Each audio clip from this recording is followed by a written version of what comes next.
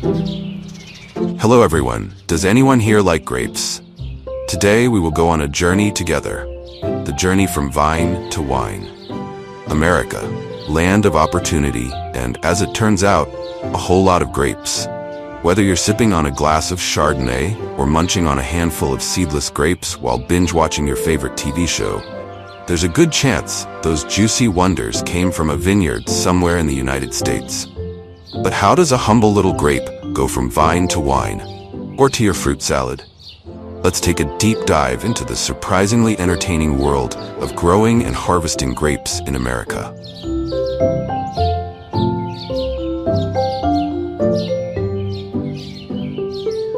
A brief history of America's grape obsession. Before we dig into the dirt, literally, let's set the stage. Grapes have been a big deal in America ever since some adventurous European settlers, possibly while dreaming of becoming amateur winemakers, realized this land had potential. Sure, the indigenous folks had already been growing wild grapes, but the Europeans, being Europeans, decided to take it up a notch with their fancy old-world varieties. Fast forward to today, and America is one of the biggest grape producers in the world. California, in particular, has become the grape-growing superstar, especially when it comes to wine. I mean, have you heard of Napa Valley? Of course you have. Even if you've never set foot in a vineyard, you know Napa is synonymous with wine. And a lot of it comes from grapes that started out small, green-tacked, and quite a bit less glamorous than their final bottled form.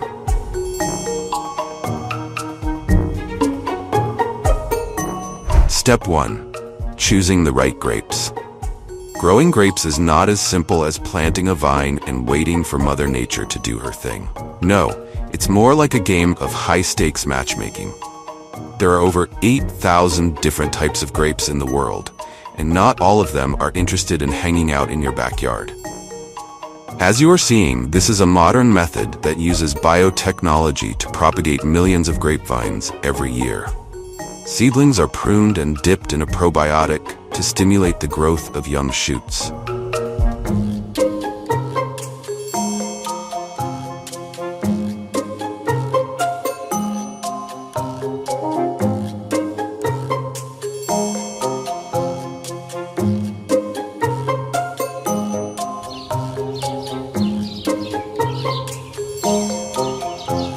In America, it's all about location, location, location.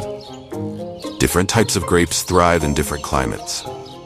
In California, you've got everything from Cabernet Sauvignon to Zinfandel, loving that Mediterranean-like climate. Meanwhile, in cooler areas like the Finger Lakes in New York, grapes like Riesling are living their best lives. The secret? It's not just the temperature. It's also the soil, the humidity, and even how much sunshine those grapes get. And don't get me started on the water. Grapes are like Goldilocks. They don't like too much, and they don't like too little. Everything has to be just right. But back to the grapes themselves. You've got wine grapes, which will eventually become the liquid courage many of us rely on at weddings. And then there are table grapes, which you can eat without having to make awkward small talk at a vineyard tour. Table grapes are your familiar varieties like Thompson Seedless and Red Globe, while wine grapes include the stars of the show, Chardonnay, Merlot, and Pinot Noir, to name a few. The big decision: to irrigate or not to irrigate. Once you've picked the perfect grape variety, it's time to think about water. Now let's be real. Grapes are kind of like that friend who claims they don't need much attention but secretly loves it when you pamper them. Some vineyards go the no irrigation route, relying entirely on natural rainfall. They call it dry farming, and it's considered the wine world equivalent of going au naturel. It's risky but can result in grapes with intense flavors, because apparently stressing out a grape a little can make it more interesting. I know, grapes are complicated creatures. Most vineyards, however, aren't taking any chances. They've got sophisticated irrigation systems that deliver just the right amount of water. We're talking drip irrigation, where each grapevine gets its own personal water source, kind of like having its own private spa day. No big sprinklers here, just a controlled, precise stream of hydration. It's grape luxury. Growing grapes, a lesson in patience and pruning. Once the vines are in the ground, you've got a waiting game on your hands. But don't sit back just yet. This is where the pruning shears come into play.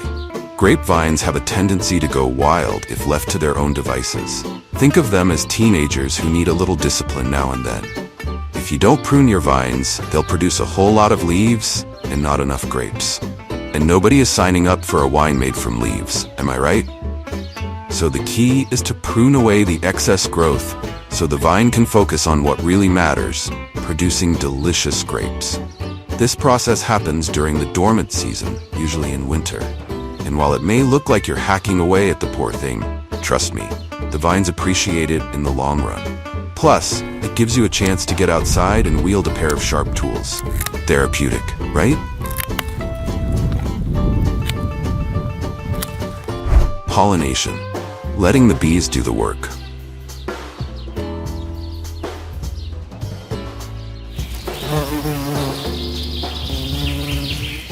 Now, pollination isn't as dramatic as some other parts of the grape growing process, but it's still important. While grapes are mostly self-pollinating, having a few bees buzzing around never hurt. In fact, it can help the process along. So if you see a bunch of bees, don't panic.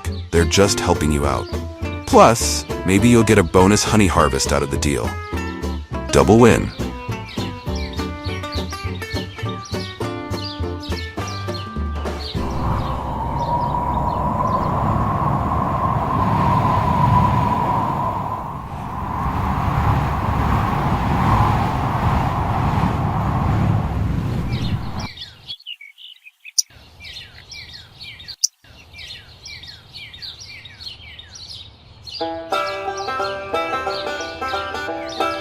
And now, the moment we're all been waiting for. Harvest time.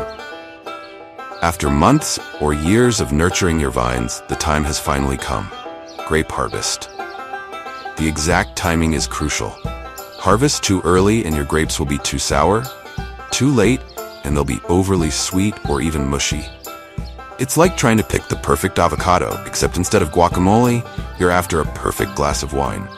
For wine grapes, this usually happens in the late summer or early fall, depending on the variety and the climate. And while you might think harvesting grapes is as simple as grabbing a bucket and heading to the vineyard, there's actually a science to it. Vineyard workers, or mechanical harvesters, carefully pluck the grapes at just the right time, which is usually determined by measuring the sugar content, also known as Brix levels.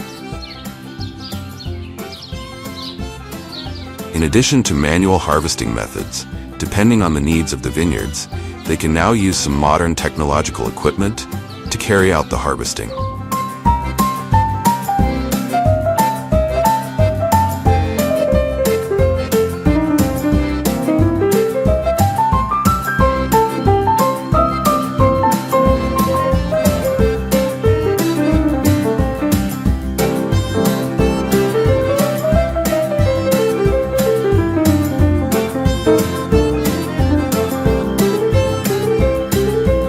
In case you were wondering, yes, some vineyards still do the old-fashioned grape stomp, though it's more for tradition and Instagram photos than practicality. But hey, who wouldn't want to squish some grapes with their feet for fun?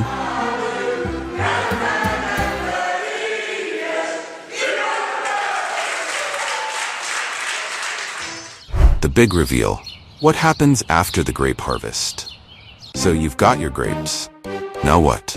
If we're talking wine grapes, it's off to the winery, where the real magic happens. The grapes are sorted, destemmed, and crushed, releasing their juicy insides, which will eventually turn into everyone's favorite dinner party beverage. Fermentation kicks in, where yeast converts sugars into alcohol, and then comes the waiting game as the wine ages.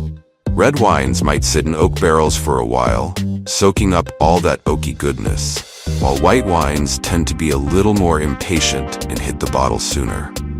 If it's table grapes you're after, those beauties get cleaned up and packed into boxes to make their way to the nearest grocery store, where they'll sit patiently until someone picks them up for their next snack attack. The role of grapes in America's economy. Grapes aren't just good for snacking, they're also a huge part of America's agricultural economy. In fact, the wine industry alone contributes $220 billion to the U.S. economy every year. California's Napa Valley is world famous for its wine production, and tourism to wine regions is a big deal, bringing in millions of visitors and their wallets every year. Beyond wine, grapes also play a big role in the raisin industry, which is centered in California's San Joaquin Valley. That's right, those little raisins in your trail mix are part of a massive industry, providing jobs and boosting the economy.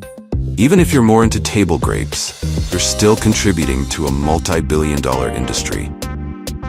And let's not forget the countless jobs that are created along the way. Farm workers, winemakers, truck drivers, grocery store clerks, and more are all part of the grape's journey from the vineyard to your home. Grapes in American life? It's more than just wine. Sure, we all know that grapes are used to make wine, and a lot of it. But these tiny fruits have a bigger role in American life than you might think. Raisins are a staple in everything from baked goods to breakfast cereals. Grape juice is a favorite drink for kids and adults alike. And let's not forget grape jelly, which is practically a national treasure when paired with peanut butter. Grapes are also a symbol of health, packed with vitamins and antioxidants. They're often touted as a superfood, making them a popular snack in health-conscious households. And if you've ever been on a health kick, you've probably found yourself munching on grapes because someone told you they're good for your heart. Well, they're right. Grapes are rich in antioxidants like resveratrol, which can help reduce inflammation and improve heart health. Who knew snacking on grapes could be your ticket to a healthier lifestyle? The future of American grape farming. While America's grape industry is already impressive, there's no slowing down. Farmers are constantly experimenting with new grape varieties, improving sustainable farming practices, and using advanced technology like drones and sensors to monitor their crops. The goal? Produce more grapes, better grapes, and do it all in a way that's kinder to the environment.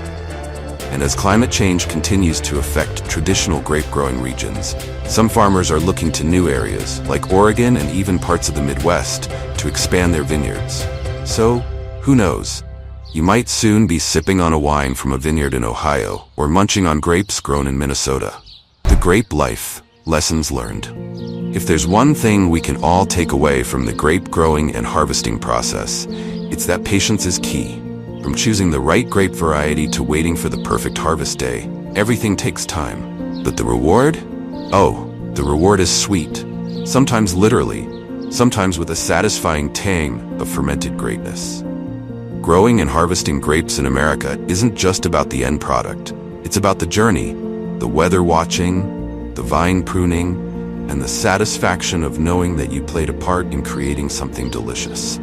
Whether you're a grape grower in California's sun-soaked vineyards, or you've just planted a single vine in your backyard for fun, the grape growing process is a quirky, complicated, and ultimately rewarding one. So next time you're enjoying a glass of wine or popping a few grapes into your mouth, take a moment to appreciate the long, strange trip those grapes took to get there.